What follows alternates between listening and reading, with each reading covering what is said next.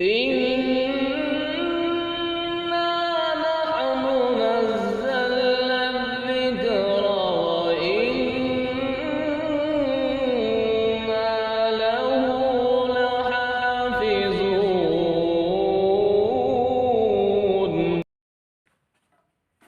أعوذ بالله من الشيطان الرجيم. بسم الله الرحمن الرحيم. ألف لام ميم. الله لا إله إلا هو الحي القيوم. نزل عليك الكتاب بالحق مصدقا لما بين يديه وأنزل التوراة والإنجيل من قبل هدى للناس وأنزل الفرقان. إن الذين كفروا بآيات الله لهم عذاب شديد والله عزيز ذو انتقام. إن الله لا يخفى عليه شيء في الأرض ولا في السماء. هو الذي يصوركم في الأرحام كيف يشاء. لا إله إلا هو العزيز الحكيم. صدق الله العظيم. الحمد للہ رب العالمین والصلاة والسلام علی سید المرسلین وعلی آلہ واصحابہ الغر المیامین. اعوذ باللہ من الشیطان الرجیم. بسم اللہ الرحمن الرحیم. الف لام میم. اللہ لا الہ الا هو الحی القیوم. سورہ آل عمران مدنی صورت ہے. اس میں 200 آیات ہیں، 20 رکوع ہیں. سورہ آل عمران حضرت رسول پاک صلی اللہ علیہ وسلم پر مدینہ منورہ میں نازل ہوئی ہے، اور اس کے مضامین میں غور کرنے سے معلوم ہوتا ہے کہ یہ 2 مرحلوں میں نازل ہوئی ہے. سورہ آل عمران کی ابتدائی آیات، اس کا ابتدائی حصہ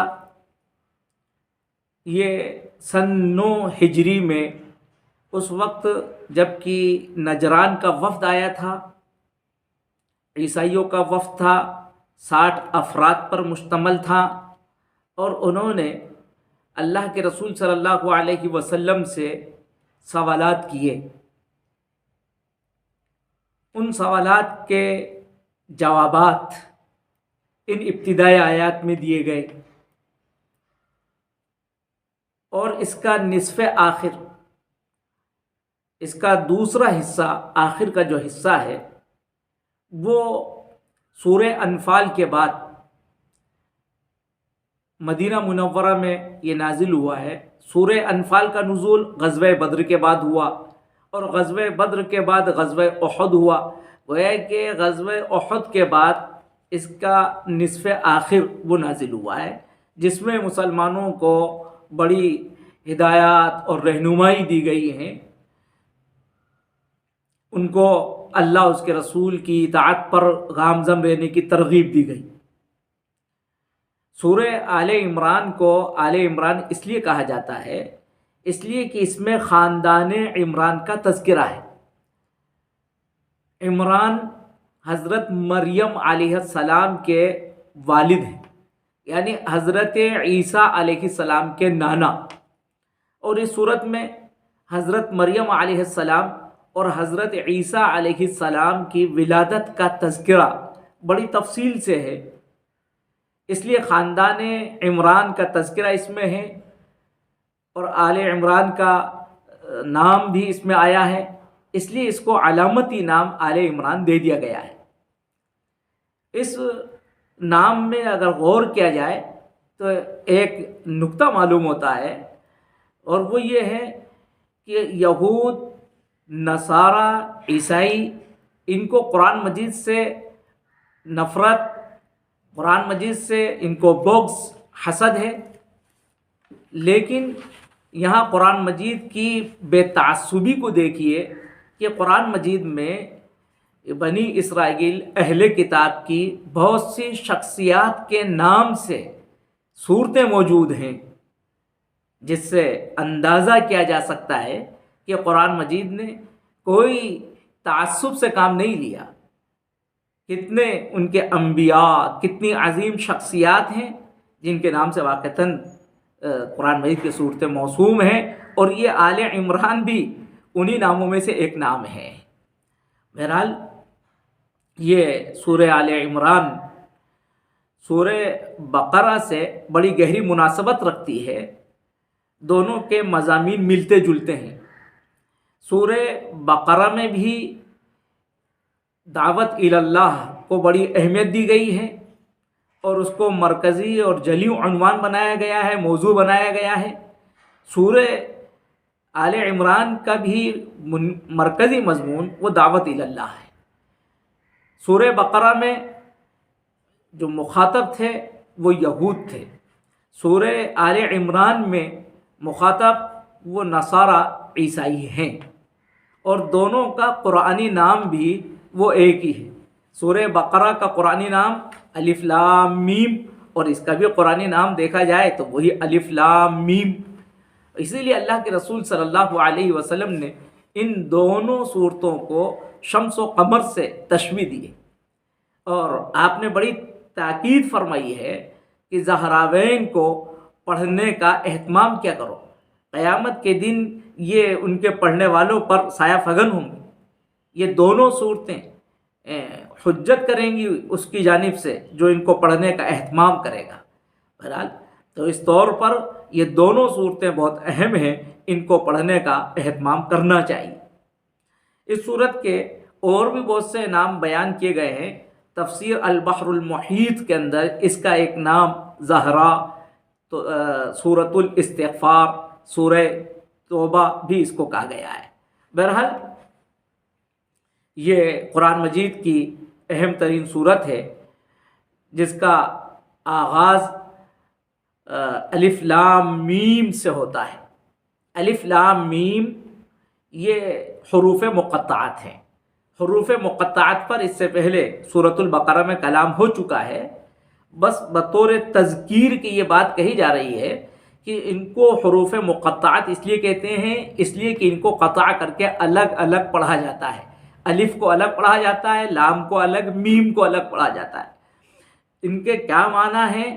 تو ظاہر ہے کہ رئیس المفسرین حضرت عبداللہ ابن عباس رضی اللہ تعالیٰ نے خود فرمایا اللہ اعلم بمرادہ، اس کا مطلب، اس کے معنی، اس کے مفہوم کو اللہ ہی بہتر جانتا ہے۔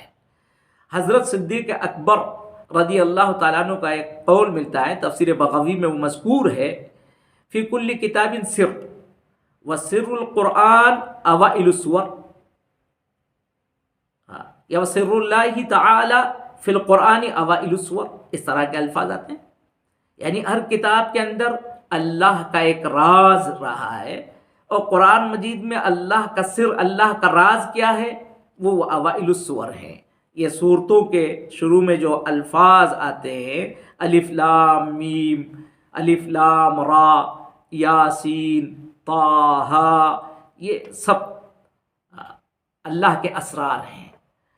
اور ظاہر ہے کہ جب اللہ کا سر ہے تو اب اس کے معنی کی جستجو میں پڑھنا بے سود ہے۔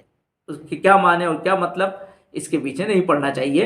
اور جیسا کہ بتلا دیا گیا ہے کہ حضرت عبداللہ ابن عباس رضی اللہ تعالیٰ نے خود فرما دیا کہ اللہ ہی اس کے معنی بہتر جانتے ہیں۔ بہرحال اب سب سے پہلے اللہ کی توحید کو یہ بیان کیا گیا ہے، اور وہ وفد جو حضرت رسول پاک صلی اللہ علیہ وسلم کی خدمت میں آیا ہوا ہے، اور اللہ کے رسول صلی اللہ علیہ وسلم نے ان کو مسجد نبوی میں ٹھہرایا، اس نے اللہ کے رسول صلی اللہ علیہ وسلم سے اسی طرح کی باتیں کی کہ حضرت عیسیٰ کا باپ کون ہے؟ ظاہر ہے کہ دنیا میں تو کوئی باپ نہیں، تو انہوں نے اسی سے ثابت کیا علیاذ باللہ کہ وہ اللہ کے بیٹے ہیں، ابن اللہ۔ قرآن مجید نے تردید کی ان کے اس باطل عقیدے کی، اور کہا کہ نہیں، اللہ تو وہ ہے کہ اس کا کوئی سہیم اور کوئی شریک نہیں ہے، نہ اس کی ذات میں، نہ اس کی صفات میں، نہ اس کے افعال میں، وہ یکتا ہے۔ اور بڑی قوت کے ساتھ قرآن مجید نے یہ دعویٰ پیش کیا اور اس کی دلیل بھی دی۔ سب سے پہلے توحید کا وہ دعویٰ قرآن پیش کرتا ہے، اللہ لا الہ الا ہو، اللہ تعالیٰ ایسے ہیں ان کے سوا کوئی معبود نہیں ہے۔ اللہ مبتدا ہے، لا الہ الا ہو یہ اس کی خبر ہے۔ الحی القیوم، اور پھر یہ اللہ کی صفات بیان کر دی گئی ہیں۔ الحی القیوم یہ خبر بھی ہو سکتی ہے، مبتدا یہاں پر محذوف ہو، هو الحی هو القیوم، اس طرح سے بھی، اور اللہ کی یہ صفت بھی ہو سکتی ہے، اللہ الحی اللہ القیوم، یعنی وہ اللہ جس کے سوا کوئی معبود نہیں ہے، وہ زندہ ہے، وہ سنبھالنے والا ہے، یعنی کائنات کے پورے نظام کو سنبھالنے والا ہے۔ یہ اللہ کی صفات بیان کی گئی۔ تو اس ایک آیت کے اندر اگر غور کیا جائے تو اللہ کی ذات، اس کی صفات اور اس کے افعال کی یکتائی کو بتلا دیا گیا ہے۔ اللہ لا الہ الا ہو، اس میں اللہ کی ذات کو بتلا دیا ہے۔ اللہ کی ذات میں اس کا کوئی سہیم اور شریک نہیں ہے۔ الحی، اللہ کی صفت کو بتلا دیا ہے، وہ زندہ ہے اور وہ ہمیشہ سے ہے، ہمیشہ رہے گا۔ اب کوئی اس کی اس صفت کے اندر اس کا کوئی سہیم اور شریک نہیں ہے۔ القیوم، اور وہ نظام کائنات کو سنبھالے ہوئے ہے، وہ اپنے افعال میں یکتا ہے، اس کا کوئی سہیم اور کوئی شریک نہیں ہے۔ تو ایک ہی آیت کے اندر کتنے اہم ترین حقائق کو بیان کر دیا گیا ہے۔ اور اللہ لا الہ الا ہو، یہ جو ایک دعویٰ کیا گیا الحی القیوم کے ذریعے سے، اس کو پر دلیل بھی قائم کر دی گئی کہ معبود وہی ہو سکتا ہے جو زندہ ہو اور جو خود نظام کو سنبھالے ہوئے ہو، جو زندگی میں اپنی حیات و بقا میں خود دوسرے کا محتاج ہو، وہ معبود کیسے ہو سکتا ہے؟ اس میں اشارہ ہو گیا ہے حضرت عیسیٰ علیہ السلام کی الوہیت کی تردید کی طرف۔ وہ الوہیت میں شامل نہیں ہو سکتے اس لیے کہ وہ زندہ نہیں رہے۔ عیسائی بھی خود اس بات کو سمجھتے ہیں اور اس بات کا عقیدہ رکھتے ہیں، ان کو سولی دی گئی جو فنا ہوا ہو تو وہ کیسے؟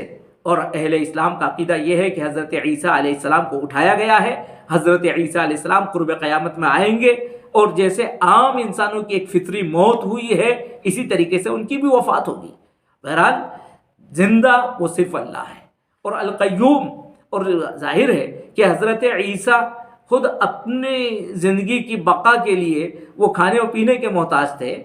جو انسان خود اپنی زندگی کی بقا کے لیے کھانے اور پینے اور جملہ ضروریات کا محتاج ہو، وہ دوسرے کے نظام میں کیا سنبھال سکتا ہے؟ اللہ کے نظام میں وہ کیا شریک ہو سکتا ہے؟ القیوم، اللہ یکتا ہے۔ اس کے بعد پھر اس بات رسالت ہوا، وہی تو اللہ ہے جس نے کتاب کو یعنی قرآن کو اتارا۔ نزل علیک الکتاب بالحق، اس نے آپ پر کتاب کو، کتاب سے مراد قرآن کو اتارا، بالحق، بالحق کا مطلب واقعیت کے ساتھ، حقیقت کے ساتھ، یعنی اللہ کا کلام جو آیا ہے وہ ایک قول فیصل بن کر آیا ہے۔ اللہ کا کلام کوئی ہزل نہیں ہے، وہ عبث نہیں ہے، بے بنیاد نہیں ہے، بلکہ وہ سچا کلام ہے، وہ حق بن کر آیا ہے۔ اس نے خود حق کو واضح کیا ہے اور حق کی تائید بھی کی ہے، مصدقا لما بین یدیہ، وہ تصدیق کرنے والا ہے اپنے سے پیشتر کی، یعنی قرآن مجید سے پیشتر جو کتابیں آئی ہیں ان سب کی وہ تصدیق کرنے والا ہے۔ قرآن مجید نے ان کی تصدیق کی، اور خاص طور سے پھر آسمانی کتابوں میں توریت اور انجیل کا تذکرہ کیا گیا۔ وَأَنزَلَ التَّوْرَاةَ وَالْإِنجِيلَ، یعنی جس اللہ نے قرآن کو اتارا ہے اسی نے توریت کو اور اسی نے انجیل کو اتارا۔ توریت حضرت موسیٰ علیہ السلام پر اتاری گئی، انجیل حضرت عیسیٰ علیہ السلام پر اتاری گئی، جس سے اس بات کو بھی بتلا دیا گیا کہ حضرت عیسیٰ علیہ السلام تو اللہ کے رسول ہیں، وہ اللہ کی الوہیت میں شامل نہیں ہیں، یا الیاذ باللہ وہ ابن اللہ نہیں ہیں، بلکہ وہ تو اللہ کے ایک رسول ہیں جیسے موسیٰ اللہ کے ایک رسول ہیں، جیسے محمد رسول اللہ اللہ کے ایک رسول ہیں، اسی طرح سے حضرت عیسیٰ علیہ السلام اللہ کے ایک رسول ہیں، ان پر انجیل اتاری گئی من قبل، اس سے پہلے، یعنی قرآن مجید کے نزول سے پہلے۔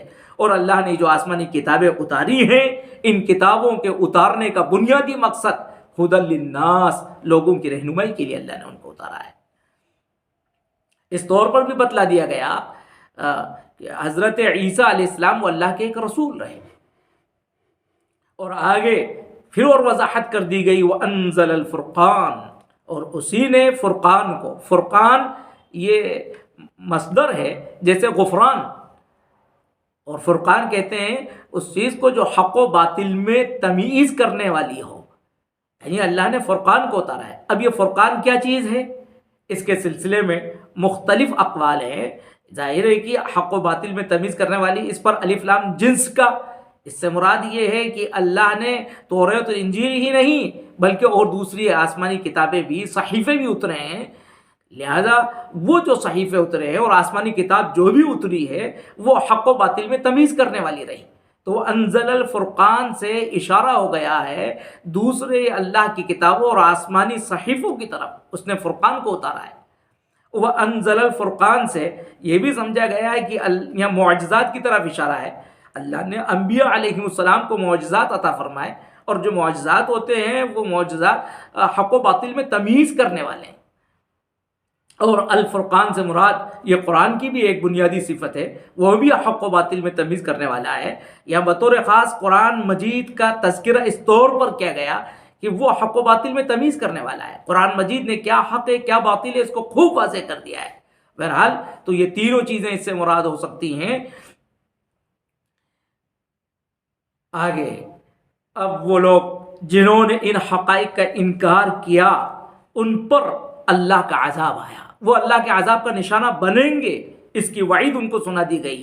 ان الذین کفروا بآیات اللہ، بے شک وہ لوگ جنہوں نے انکار کیا اللہ کی آیات کا۔ اللہ کی آیات سے مراد وہ آیات جو اللہ کی وحدانیت پر دلالت کرتی ہیں، اور آیات اللہ سے مراد اللہ کی وہ تمام کتابیں جو حق کو واضح کر رہی ہیں۔ جنہوں نے ان کا انکار کیا، اللہ کی آیات کا، اللہ کی کتابوں کا، اللہ کی طرف سے آنے والے دلائل کا انکار کیا، لہم عذاب شدید، ان کے لیے سخت عذاب ہوگا۔ واللہ عزیز ذو انتقام، اور اللہ عزیز ہے، زبردست ہے، ذو انتقام، اور وہ بدلہ لینے والا ہے۔ ان لوگوں سے جو توحید کے منکر ہیں اللہ ان سے بدلہ لینے والا ہے، ان کو سزا دینے والا ہے۔ بہرحال یہ باتیں ان عیسائیوں کو بطور خاص سنائی گئیں جو یہ سمجھتے تھے کہ بس ہم تو نحن ابناء اللہ و احبہ، ہم تو اللہ کے محبوب ہیں اور ہمیں کبھی کوئی عذاب نہیں ہوگا۔ ان کو کہا گیا نہیں، اگر اللہ کی آیات کا انکار کرو گے اور وہ آیات جو اللہ کی وحدانیت پر دلالت کرتی ہیں تو اللہ کے پاس تمہاری سخت گرفت ہوگی۔ واللہ عزیز ذو انتقام، ان اللہ لا یخفی علیہ شیء فی الارض ولا فی السماء، بے شک اللہ پر کوئی چیز مخفی نہیں ہے زمین میں اور نہ آسمان میں، یعنی اللہ کے سامنے کوئی چیز پوشیدہ نہیں ہے۔ فی الارض ولا فی السماء کہہ کر ظاہر ہے کہ سارا عالم اس سے مراد لیا گیا، پوری کائنات میں کوئی چیز اللہ کے لیے مخفی نہیں ہے، یعنی اللہ کا علم اتنا عظیم ہے کہ اس کو ہر چیز کی خبر ہے۔ اور اس سے اس بات کو بھی بتلا دیا گیا ہے کہ ایسا علم کسی اور کے پاس نہیں ہے۔ هو الذی یصورکم فی الارحام کیف یشاء، وہی تو اللہ ہے جو تمہاری صورتیں بناتا ہے ماؤں کے پیٹ میں، کیف یشاء، جیسے چاہتا ہے، جس طرح سے چاہتا ہے۔ لا الہ الا هو العزیز الحکیم، نہیں کوئی معبود سوائے اس کے، وہ عزیز ہے، زبردست ہے اور حکمت والا ہے۔ اس میں اس بات کی طرف بھی اشارہ کر دیا گیا ہے کہ حضرت عیسیٰ علیہ السلام کی ولادت اگر بغیر باپ کے ہوئی ہے تو اس میں کوئی تعجب کی بات نہیں ہے، یہ تو اللہ کے اختیار میں سب کچھ ہے۔ اللہ جس طرح سے بھی چاہے وہ ماؤں کے پیٹ میں وہ تصویر اور صورتیں بنا سکتا ہے۔ حضرت عیسیٰ علیہ السلام کو بغیر باپ کے پیدا کیا، اللہ اس بات کے اوپر قادر ہے۔ حضرت آدم علیہ السلام کو بغیر باپ اور بغیر ماں کے پیدا کیا. اللہ کو ہر چیز کے اوپر پوری قدرت ہے، اسی لیے فرمایا العزیز، وہ زبردست ہے، وہ ہر چیز کے اوپر غالب ہے، وہ بڑی قدرت والا ہے. اور جو بھی کچھ کام اور جو بھی کچھ عمل ہوتا ہے اللہ کی طرف سے وہ حکمت کے تحت ہوتا ہے. بہرحال یہ وہ باتیں تھیں جو ان کے سامنے رکھی گئیں، جو توحید کے منکر تھے، اللہ کی الوہیت میں شرک کرتے تھے. اللہ کی وہ بنیادی اور اہم ترین صفات بیان کر دی گئیں جن کو سمجھنے کے بعد ایک انسان کبھی شرک میں مبتلا نہیں ہو سکتا ہے. اس کے بعد اہل کتاب کو جو کچھ اشتباہ تھا اور قرآنی تعبیرات سے ان کو جو کچھ اشتباہ ہوا اس کا ازالہ اس کے بعد کی آیت میں کیا گیا ہے. اللہ رب العزت ہم سبھی کو توحید حقیقی کو سمجھنے کی توفیق عطا فرمائے. آمین یا رب العالمین.